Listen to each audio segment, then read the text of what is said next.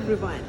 Today is Friday, December 20th, 2019, and we are slowly closing to our last day of STEM Expo at Rutherford, which is on Sunday, December 22nd from 1 to 5 p.m.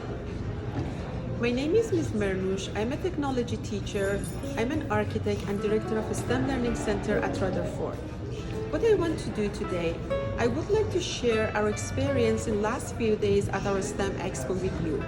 You as a teacher, you as a parent, you as a student, you as an educator, you as a principal of a school, and you as a director of camp.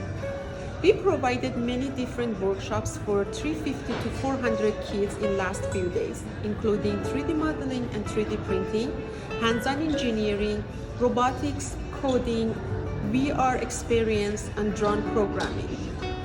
And what we learned, many of our workshops were very new for kids.